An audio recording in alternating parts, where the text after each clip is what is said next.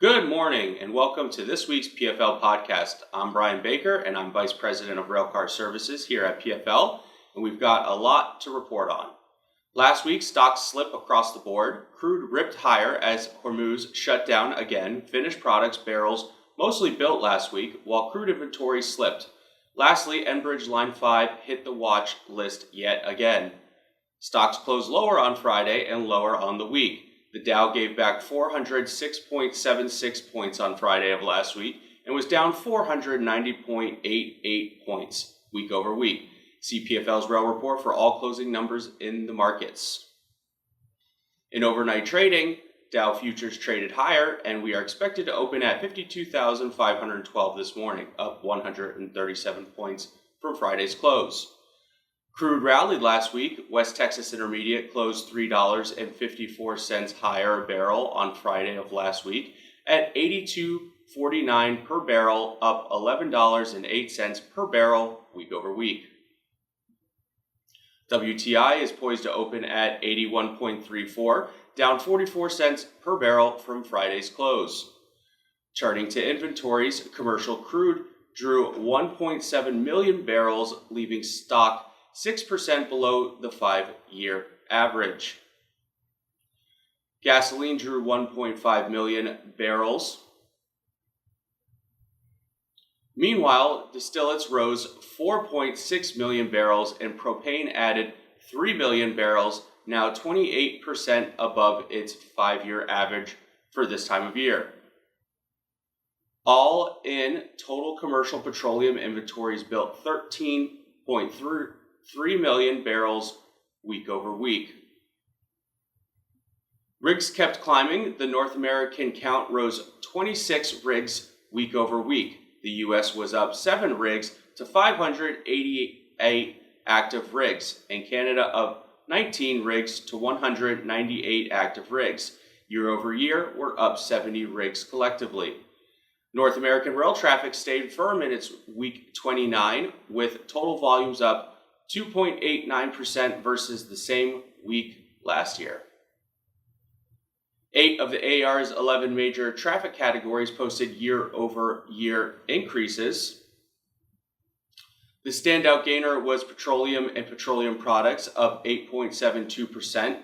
The soft spot stayed coal, down 7.11%. Now to what we're watching out there for you.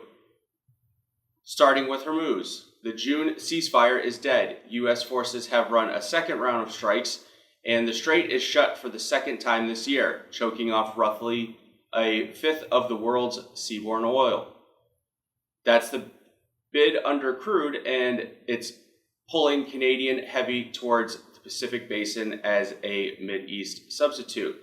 Behind it, the SPR drawdown rolls on, with reserves down their lowest since 1983 as Washington leans on exchanges rather than outright sales to keep barrels moving. Over to Enbridge. Michigan issued the last major state permits for the Line 5 tunnel under the Straits of Mackinac, clearing the state track after 8 years of litigation. 2 federal approvals still stand in the way, and the existing dual lines keep running through the back half of the decade regardless. Governor Gretchen Whitmer really wanted the pipeline shut down. Shutting down that pipeline would be suicide. We don't think it will happen. Sure, it's interesting to follow. See PFL's Rail Report for further details. Freight is turning. The truckload spot market crossed above contract rates in June for the first time since 2022, the sign of tightening capacity, not a demand surge. As route guides fail, intermodal is clawing back market share, and that's the tailwind that turns idle cars into utilized ones. Out in Pueblo, Union Pacific took delivery of the first rail from Rocky Mountain Steel's new $1.2 billion mill, the only decided rail mill left in the country, rolling longer sections with far fewer welds. It's a network built to run heavier for longer. See PFL's Rail Report for further details.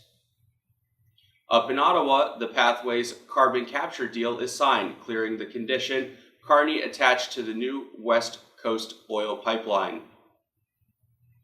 Both the pipe and the capture hub run on the taxpayer-funded Trans Mountain model, with binding producer agreements due by mid-November. See PFL's rail report for further details.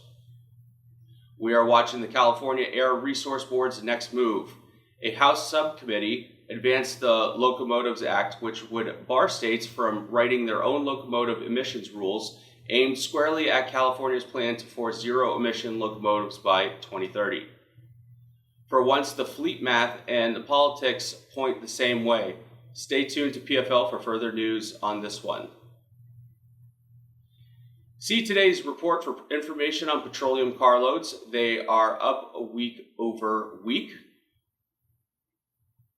Renewable fuels implementation and how that affects rail. This week we are watching two economic indicators: producer price index and industrial output and capacity utilization. Please make sure you read this week's PFL Rail Report. That's the week. PFL is your partner across the rail car lifecycle: storage, leasing, subleasing, car cleaning, repair, flaring, scrapping, nitrogen generation, and transloading services. If this market update was useful, pass it along to a friend or colleague. We appreciate it. Have a great, safe week.